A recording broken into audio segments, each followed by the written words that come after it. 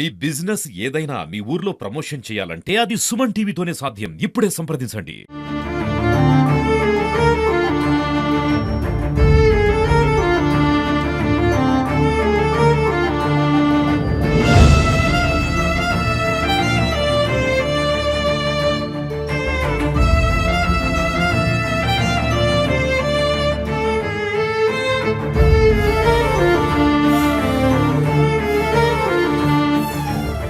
రాష్ట్ర వ్యాప్తంగా కలకం లేపిన సూర్యాపేట పరువు హత్య కేసులో పోలీసులు అయితే తమ విచారణ అయితే ముమ్మరం చేశారు. హత్య చేసింది భార్గవి సోదరులు. ఏదైతే బంటి సంబంధించిన భార్య ఉందో, భార్యకు సంబంధించిన ఇద్దరు సోదరులు, వాళ్ళ దూర బంధువు బైరు మహేష్ అయితే పోలీసులు దాదాపు ఒక నిర్ధారణకు వచ్చిన పరిస్థితి ఉంది. ప్రస్తుతం మనం బంటిని హత్య చేసిన ప్రదేశంలో ఉన్నాం. ఇక్కడ సూర్యాపేట జనగాం రోడ్ లో సింధు కాలనీ వెనకాల ఒక నిర్మానుష్య ప్రదేశంలోనే ఇక్కడ మనం చూస్తున్న ఈ ప్రదేశంలోనే బంటిని హత్య చేసినట్లు తెలుస్తా ఉంది. ఇక్కడ కళ్ళు కోసం వచ్చి వెళ్దామని బైరు మహేష్ బంటితో ఇక్కడికి తీసుకొచ్చారు. దాదాపు 4 గంటల పాటు ఇద్దరు గడిపారు. అయితే ఈ హత్య పథకం ప్రకారమే జరిగినట్లయితే తెలుస్తా ఉంది. పోలీసుల విచారణలో అయితే ఇంకా నమ్మలేని విషయాలు బయటకు వస్తున్నాయి. 26వ తేదీన ఆ రోజు మొత్తం కూడా బైరు మహేష్ అనే వ్యక్తితోనే బంటి ఉన్నట్లు తెలుస్తా ఉంది.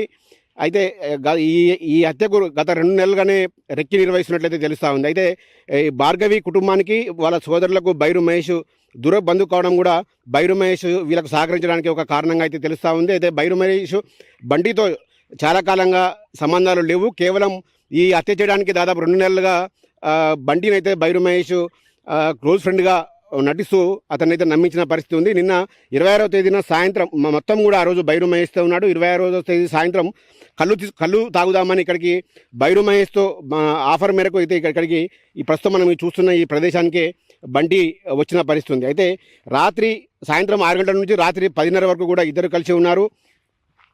అయితే బైరు మహేష్ కళ్ళు సేవించుండగా బంటి మాత్రం ఎటువంటి మద్యపానం అలవాట్లేదు. కేవలం అతను ఒక రెడ్ బుల్ వైన్ మాత్రమే ఆఫర్ చేశారు బైరు మహేష్. సో ఈ క్రమంలోనే ఒక్కసారిగా 10-15 మధ్యన ఈ హత్య జరిగినట్లయితే పోలీసులు నిర్ధారణకు వచ్చారు. ఈ 10 గంటల ప్రాంతంలో అందరూ ఇక్కడ ఎవరు చుట్టుపక్కల పరిసర ప్రాంతాల్లో ఎవరూ లేరని గమనించిన బైరు మహేష్ ఉన్నాడు. బైరు మహేష్ వెంటనే వాళ్ళ సోదరి మనులకైతే సమాచారం ఇచ్చాడు. సోదరులకు ఏదైతే భార్గవి సోదరులు ఉన్నారో నవీన్ వంశీ, అప్పటికే ఈ ప్రీ ప్లాన్ ప్రకారమే వీళ్ళంతా కూడా పక్కనే మాటు వేసి ఉన్నారు ఒక కారులో వచ్చి. సో ఎవరు లేరని గమనించిన బైరు మహేష్ వాళ్ళ సోదరులకు సమాచారం ఇవ్వడం, అంతలోనే బైరు మహేష్ కూడా నువ్వు ఇటువంటి ఇంత దారుణానికి ఇలా పెళ్ళిలా చేసుకుంటావంటూ అతనిపై ఒక్కసారిగా కోపోద్రికుడై అతన్ని ఊపిరాడకుండా గట్టిగా తన చేతితో, అయితే బైరు మహేష్ అయితే ఒక ఆజానుబాహుడుగా ఉంటాడు. ఆయన పర్సనాలిటీ కూడా హెవీగా ఉంటుంది. సో బంటి మాత్రం ఇంకా కొంత బక్కగా ఉండడంతో అతను ఊపిరాడకుండా అతన్ని కదలకుండా చేశాడు బైరు మహేష్. ఇంతలోనే పరుగున వచ్చిన వంశీ, నవీన్ కుమార్, భార్గవి సోదరులు ఉన్నారో వంశీ 2 కాళ్ళు పట్టాడు. అదేవిధంగా పక్కనే ఉన్న ఈ రాళ్ళు చూసాము.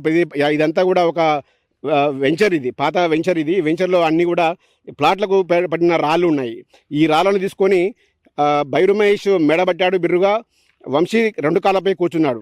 సో నవీన్ కుమార్ ఒక్కసారిగా ఆగ్రహం వ్యక్తం చేస్తూ మాకే ద్రోహం చేస్తావా అంటూ ఒక్కసారిగా రాయి తీసుకొని అతన్ని ఇష్టానుసారంగా బాధిన పరిస్థితి. ఇతను చనిపోయేంత వరకు కూడా దాదాపు బాధిన పరిస్థితి. ఈ బాధిన క్రమంలోనే అతని రిబ్స్ మొత్తం కూడా పూర్తిగా ముక్కలుగా అయిన పరిస్థితి ఉంది.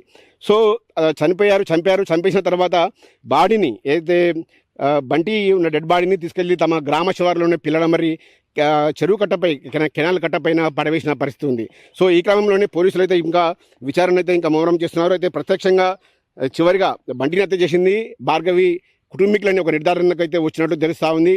ఇంకా ప్రత్యక్షంగా 3 పాల్గొన్నప్పటికీ కూడా బాడీని అక్కడి వరకు తీసుకెళ్ళాలి. మరి ఇంకా ఎవరైనా సహకరించారా, లేక ఇంకెవరైనా హస్తం ఉందన్నట్టు అందరినీ కూడా సూర్యాపేటలోని సబ్ డివిజన్ పరిధిలోని వేరు పోలీస్ స్టేషన్లో ఉంచి అందరినీ కూడా విచారిస్తున్న పరిస్థితి ఉంది. మొత్తంగా చూసుకుంటే ఈ హత్య కేసులో అయితే మరో 24 గంటలు లేదా 48 గంటల్లో పూర్తిగా కొలికొచ్చే అవకాశం అయితే ఉంది. మనకు వస్తున్న సమాచారం మేరకైతే పూర్తి స్థాయిలో భార్గవి కుటుంబీకులే ఈ హత్యకు చేసినట్లయితే మనకు తెలుస్తూ ఉంది.